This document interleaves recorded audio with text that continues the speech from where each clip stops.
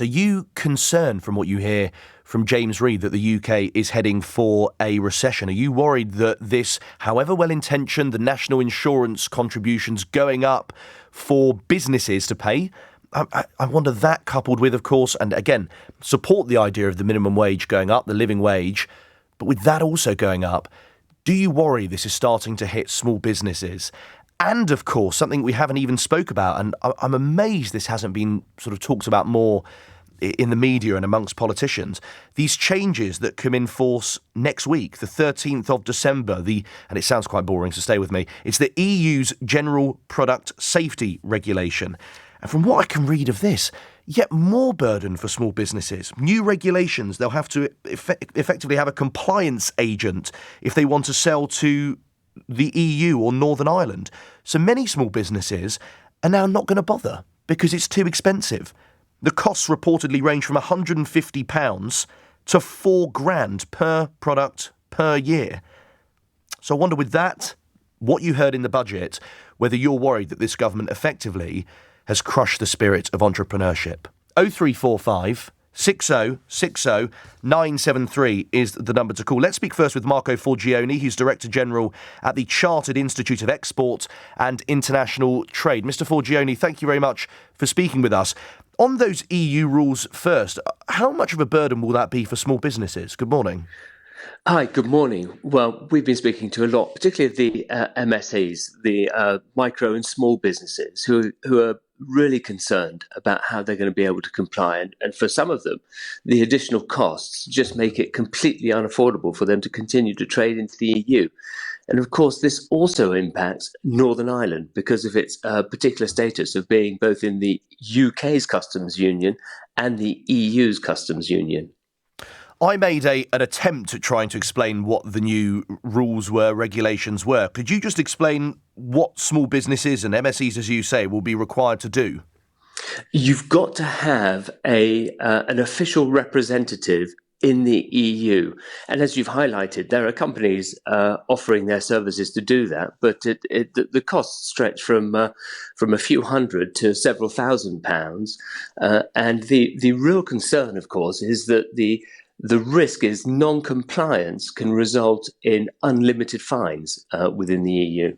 And I note they also have to sort of keep a tab of their products travelling through the supply chain, make sure their labels are compliant. So this sounds like a lot more paperwork. Yes, and you have to keep the records for up to 10 years. What? So there are quite onerous requirements. Now, of course, this is about making sure that consumers are safe. So there is a rationale for it, but the way it's being implemented are really quite onerous, particularly on those micro and small businesses. Lastly, I wondered if you could tell us your advice to small businesses listening to this, because the last thing we want, particularly with your institution as well, is firms simply to not export to the EU or Northern Ireland.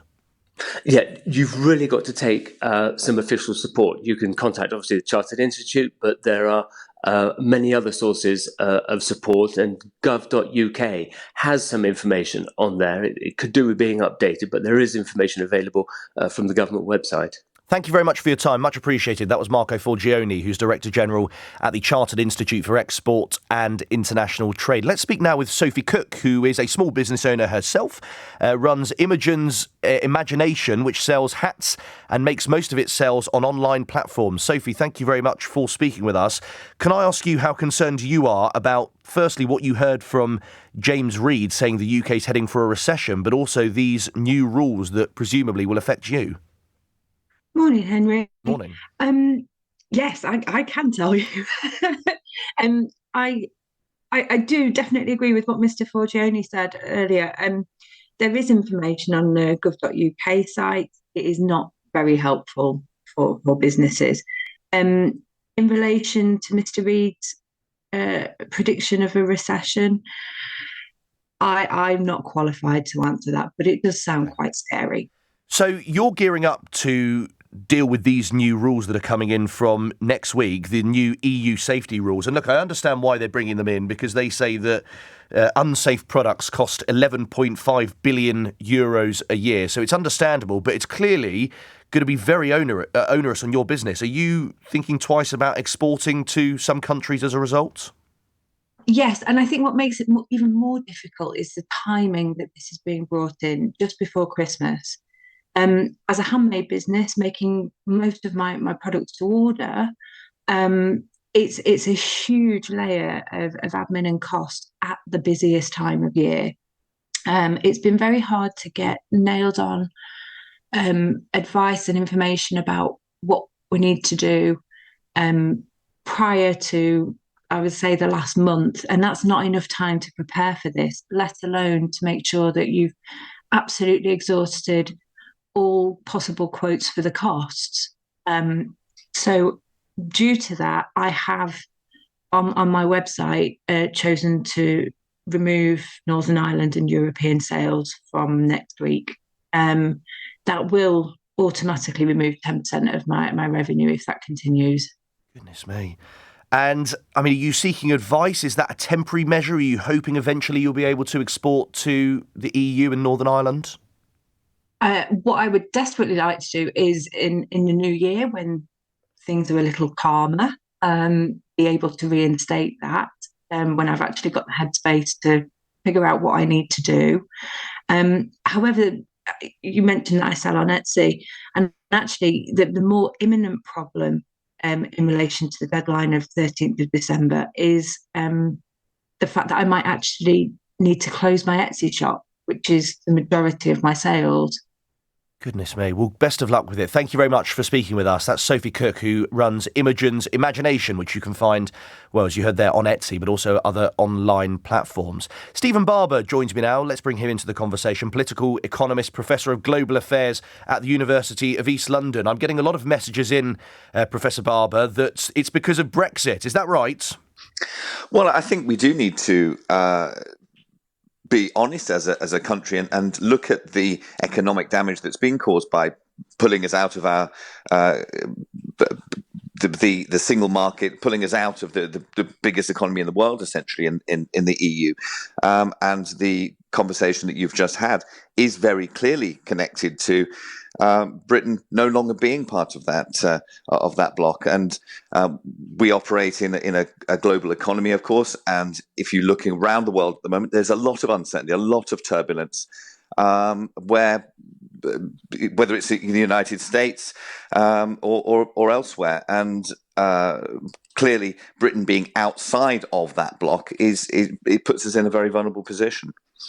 I wonder how much responsibility you think the government need to take for this. They've only been in for just over 5 months, but of course we did have various measures in the budget. I mean, this sort of small business Saturday, as it's dubbed, do you think the government need to be looking themselves in the mirror? Well, clearly the budget took these measures early on, and these measures which are going to remove purchasing power from the economy. I would just say that if I was sitting in the Treasury now, I would be worried about this Reid survey.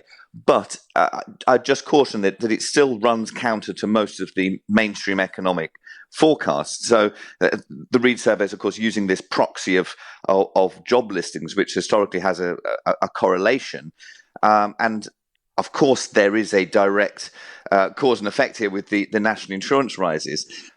If you look at other recent analyses, they point to growth over next year. So ING looking at the economy growing about 1.4%. The CBI has downgraded it, but still looking at 1.6%. The OECD has actually significantly increased its forecast, but is around 1.7%. So there's a degree of consensus. I think what I would say is that, frankly, whether the economy ticks slightly above the line and grows or slightly below and contracts is much less important than this long-term problem that we have, which is the economy's been completely anemic since the economic crisis. That was, a decade and a half ago. It grew 10 times faster in the 16 years before the financial crisis than the 16 years since. So, whether the OECD is right or Reid, we need a step change. We need growth probably double or 3 times where it currently is. Thank you very much for your time. Much appreciated. That's Stephen Barber, political economist, Professor of Global Affairs at the University of East London. Over to you now. I wonder how concerned you are. Maybe, and you heard there from Professor Barber, Brexit is to blame. It does seem like it is, in the fact that we are having to conform and we are having to change our rules as a result. Businesses saying they won't export to Northern Ireland, to parts of the EU. When you've got a government going for growth, that is inconceivable. You heard then Sophie Cook, who runs a small business.